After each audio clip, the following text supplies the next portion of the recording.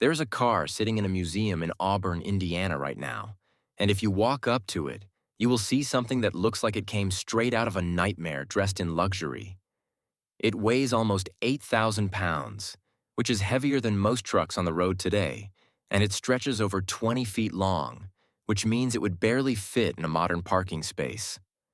The body is covered in armor plating thick enough to stop machine gun bullets, and the windows are made of bulletproof glass that is over an inch thick, so heavy that special motors were installed just to roll them up and down because no human arm could move them manually. This mechanical monster was built for one of the most powerful, most corrupt, and most extravagant men who ever lived. A man who commanded air forces and stole masterpieces and lived like an emperor while millions suffered and died around him. His name was Hermann Göring, and this was his personal automobile, and they called it the Blue Goose, and its story is one of the strangest tales to come out of World War II. Before I tell you about the car, you need to understand the man who owned it, because Hermann Göring was unlike anyone else in Hitler's inner circle, and his personality explains why this vehicle even exists. Göring was born in 1893 into an aristocratic family, and from his earliest days he developed a taste for the finer things in life that would become an obsession bordering on madness. He became a fighter pilot in World War I, and he was genuinely brave, earning the prestigious Blue Max Medal and eventually commanding the famous Flying Circus Squadron after the legendary Red Baron was killed. After the war, he drifted through Europe, became addicted to morphine after being wounded in the failed beer hall putsch of 1923, and eventually rose to become the second most powerful man in Nazi Germany, answering only to Adolf Hitler himself. But here is what made Göring different from the other Nazi leaders, and this is important for understanding the Blue Goose. Heinrich Himmler was an ideological fanatic who genuinely believed in racial purity and ancient Germanic mysticism. Joseph Goebbels was a propaganda genius who lived for the power of manipulation and control. But Hermann Göring was something else entirely, something almost medieval in his appetites, because Göring was a hedonist of the highest order who cared about luxury, pleasure, and the accumulation of beautiful things more than he cared about ideology or even the war itself. While ordinary German families survived on ration cards and went without meat for weeks at a time, Göring was hosting banquets with dozens of courses and the finest wines stolen from French cellars. While German soldiers froze to death on the Eastern Front, Göring was wandering through his private estate called Hall, admiring the thousands of priceless artworks he had looted from museums and Jewish families across Europe. He wore custom-made uniforms in outrageous colors with gold trim and medals covering every inch of fabric. He dressed in silk robes and carried a jeweled marshal's baton. He kept pet lions at his estate and threw parties that would have made Roman emperors jealous. Even other Nazis thought he was excessive, and in the Third Reich, that is really saying something. And of course, a man like this needed a car to match his enormous ego and his limitless appetite for the spectacular. In 1939, as Germany prepared for war, the Mercedes-Benz company received a very special order from the Reich Marshal's office, and what they were asked to build was not simply a car, but rather a mobile fortress wrapped in the finest luxury that German engineering could provide. The base vehicle was the Mercedes-Benz 770 K, which was already the most prestigious and most expensive automobile that Mercedes produced. A car reserved for heads of state and the absolute elite of society.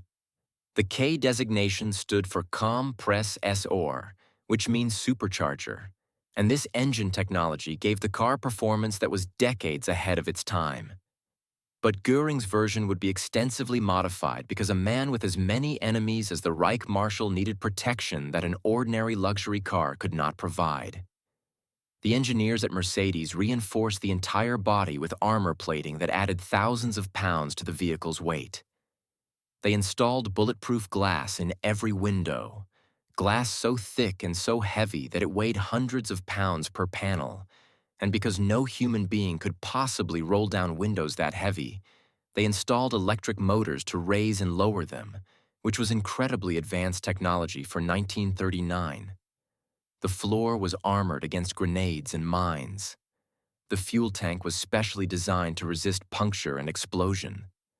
The tires were run-flat designs that could continue driving even after being shot multiple times. When the modifications were complete, the car weighed nearly 8,000 pounds, which is almost 4 metric tons, making it one of the heaviest passenger vehicles ever built up to that time. To move all this weight with the speed and power that Göring demanded, Mercedes installed their most powerful engine, a supercharged straight 8-cylinder monster that produced over 230 horsepower when the supercharger was engaged, which was an absolutely staggering amount of power for that era when most family cars had perhaps 60 or 70 horsepower.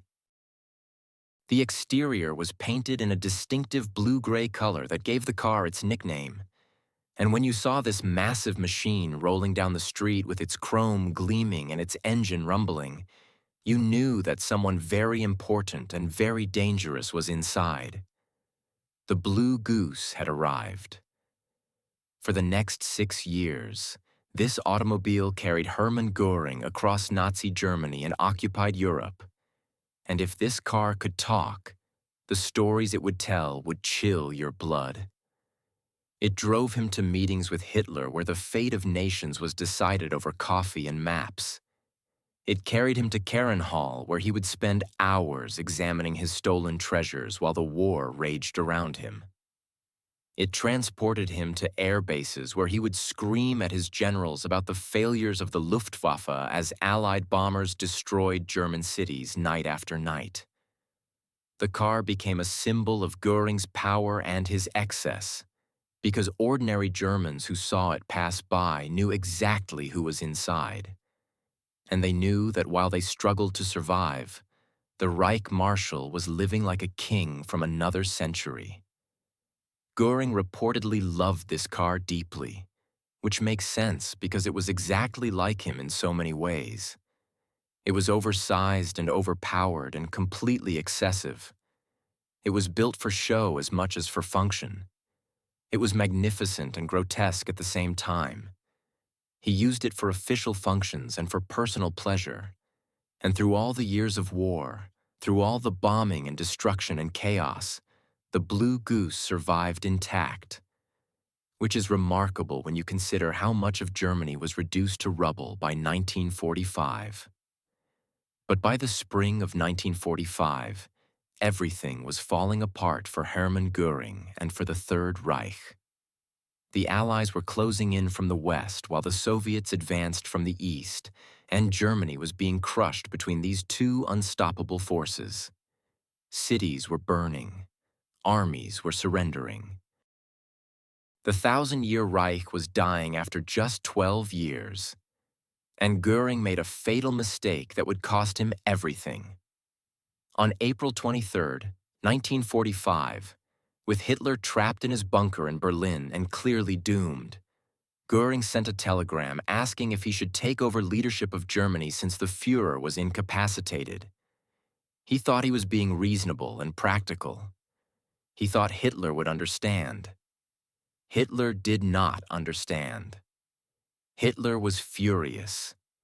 He saw the telegram as treason and betrayal, and he immediately stripped Göring of all his titles and ordered his arrest. The man who had been second only to Hitler, the man who had commanded millions and stolen billions, was suddenly a prisoner of his own side, held under guard at his estate by SS soldiers who would have shot him without hesitation if ordered to do so.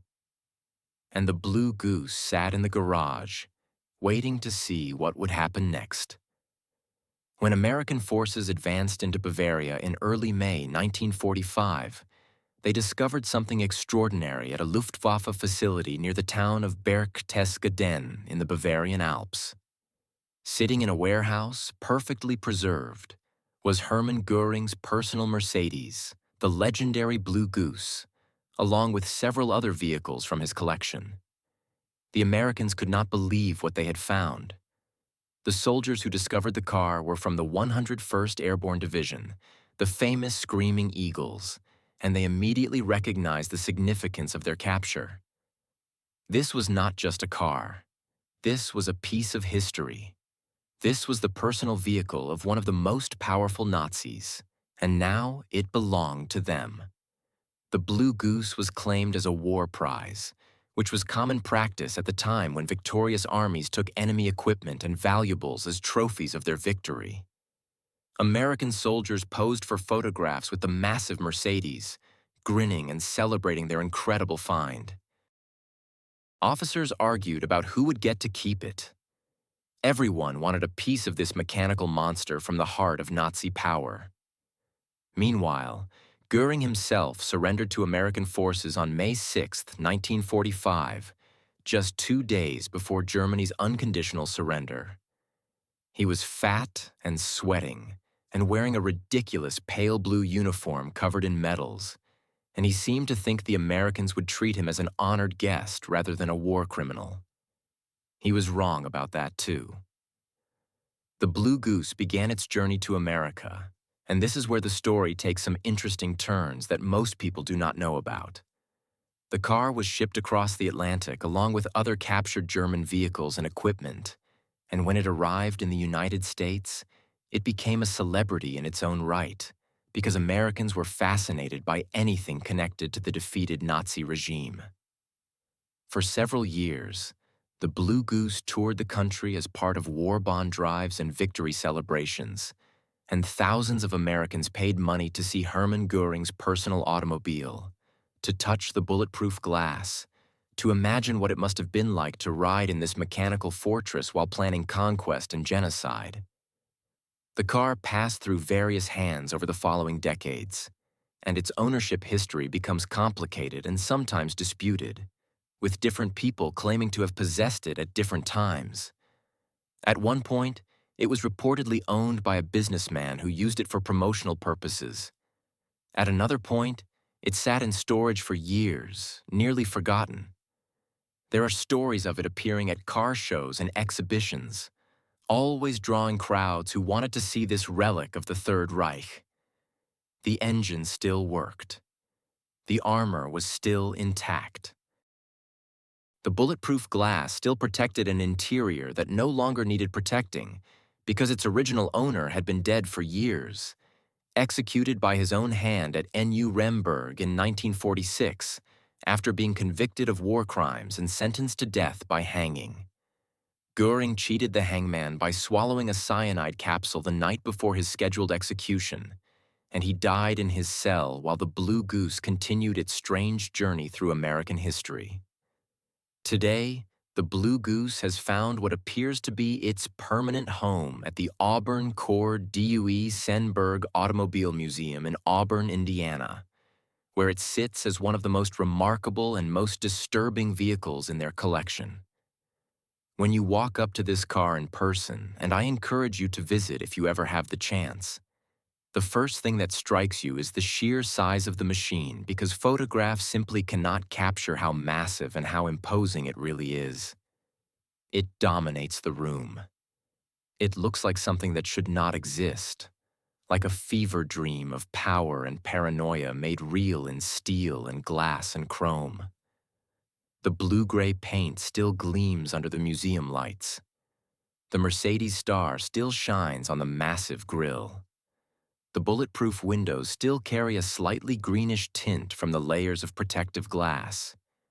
And if you look closely, you can see the details that made this car unique. The armor plating visible at certain angles, the unusual thickness of the doors, the heavy-duty suspension that was necessary to carry all that weight. You are looking at history. Dark history. The kind of history that makes you uncomfortable even as it fascinates you. But here's the question that lingers in your mind after you see the Blue Goose, and it is a question that does not have an easy answer. What should we do with objects like this?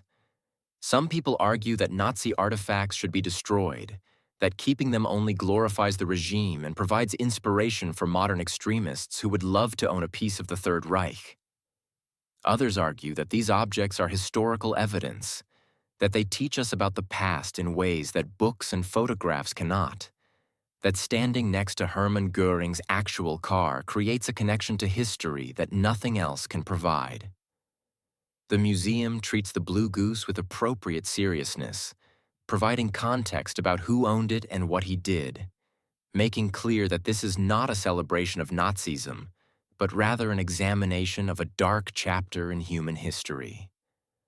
And perhaps that is the right approach, because the Blue Goose is not just a car, and it never was just a car. It is a symbol of excess and corruption at the highest levels of power. It is evidence of how the Nazi elite lived while ordinary people suffered and died. It is a reminder that evil often travels in luxury, that monsters can have excellent taste in automobiles. When you stand in front of the Blue Goose, you are standing in front of a machine that carried one of history's great villains to meetings where genocide was planned and wars were directed. The leather seats held a man who signed orders that killed millions. The steering wheel was turned by drivers who took him to inspect stolen art worth billions of dollars. The engine powered a vehicle that rolled past starving prisoners and bombed cities without stopping. And somehow, despite everything, the car survived. The Reich it served is gone. The man who owned it is gone. The empire it represented has crumbled into dust and memory. But the Blue Goose remains, sitting quietly in a museum in Indiana, waiting for the next visitor to walk up and stare and wonder what it must have been like to live in a time when such machines were necessary. It is one of the most remarkable automobiles ever built, and it served one of the most terrible men who ever lived. And that combination makes it both magnificent and monstrous, beautiful and horrifying. A masterpiece of engineering dedicated to protecting a man who deserved no protection at all. That is the story of the Blue Goose, and that is where it rests today. And if you ever find yourself in Auburn, Indiana, I suggest you go and see it for yourself. Stand next to it. Look at the armor and the glass and the chrome. Think about who sat inside it. Think about where it went and what its owner did. And then be grateful that the world that created this car and the men who rode in it are gone forever. While the car itself remains as evidence, as warning, and as one of the strangest souvenirs of the strangest and darkest time in modern history.